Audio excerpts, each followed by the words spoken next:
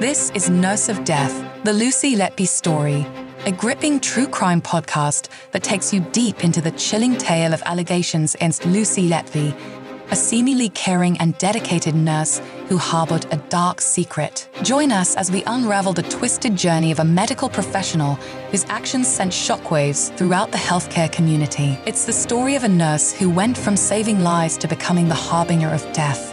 This is Nurse of Death, the Lucy Letby story.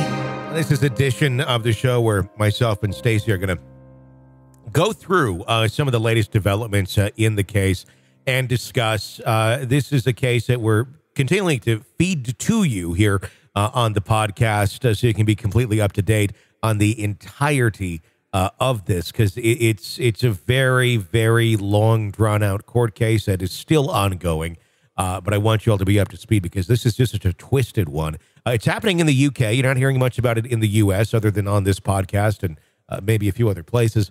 But it just goes and goes and goes, and you just keep shaking your head going, how could this person not be guilty? Yeah. I don't know what the answer to that is, unless this person, Lucy, literally has the worst luck in humanity ever. To be and I was surrounded. going to say that. I don't know how, again, we've mentioned it before that she's the common factor in these babies' deaths. If this is bad luck, I don't know what to say. It's just the evidence is so overwhelming that it's her. She feels like she'd be a cursed individual if this is not intentional.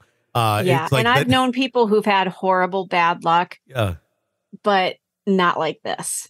Let's get into some of the reporting and we can discuss. According to reports, Nurse Lucy Letby was assigned a position in a hospital's risk and patient safety office after doctors expressed concerns regarding her suspected involvement in baby deaths. The Countess of Chester Hospital's senior doctors requested that Ms. Letby be removed from frontline duties after the deaths of 2 triplets in June 2016. Ms. Letby has been charged with 7 counts of murder and 10 counts of attempted murder of babies between 2015 and 2016. The 33-year-old has denied all allegations. As per previous accounts at the Manchester Crown Court, Dr. Stephen Breary, a senior pediatrician and head consultant of the neonatal unit, expressed dissatisfaction with Ms. Letby's continued work on the neonatal unit following the death of one of the babies, referred to as Child P, on June 24, 2016.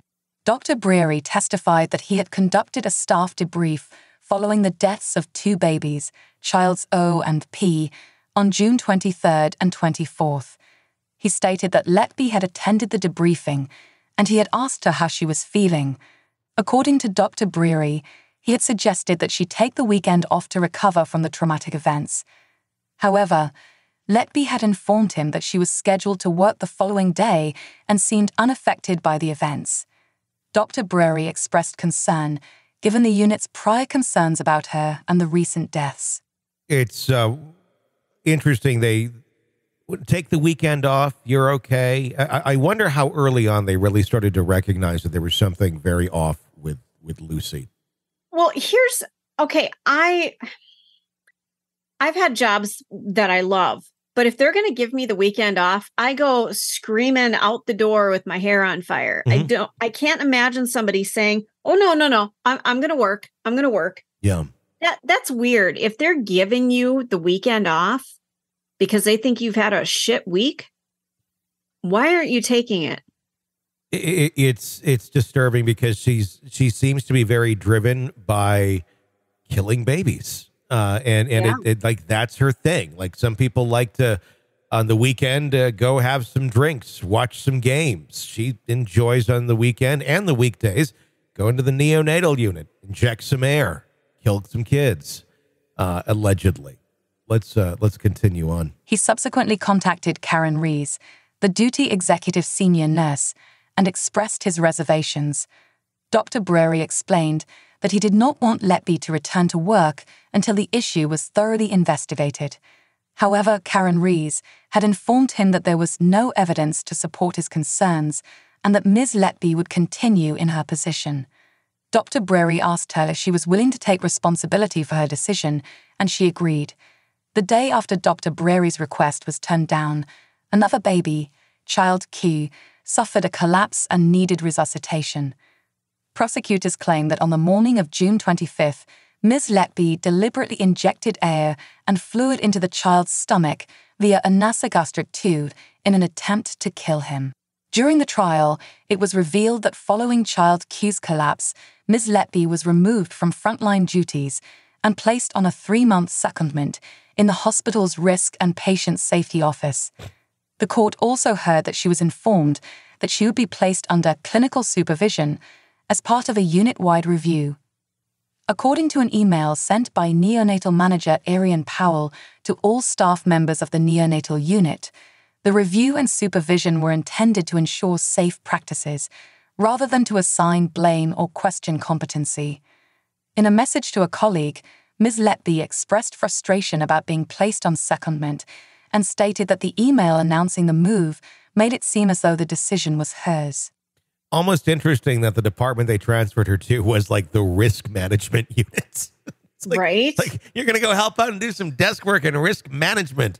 That just seems like, whoa, if she was thinking like maybe this is a way you can alter your records because. Yeah, the irony is just bizarre here. They had to have known that.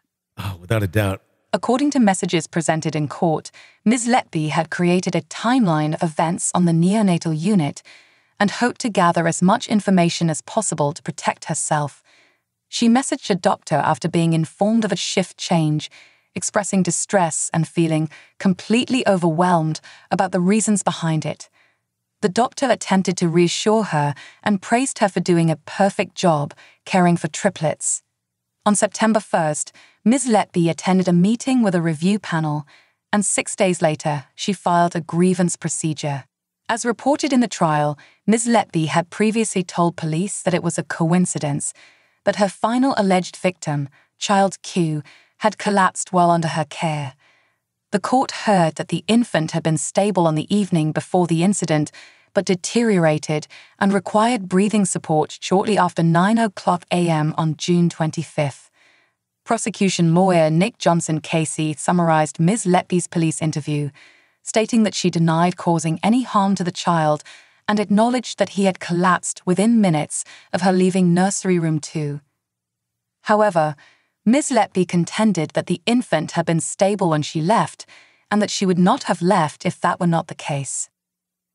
Mr. Johnson also noted that she denied deliberately leaving the room to blame other staff for the collapse and injecting air or fluid into child Q's nasogastric tube, stating that it was a coincidence that the infant became unwell when she came on duty. Ms. Letby additionally mentioned that premature babies could deteriorate at any time. The trial is ongoing. Yeah. Yeah.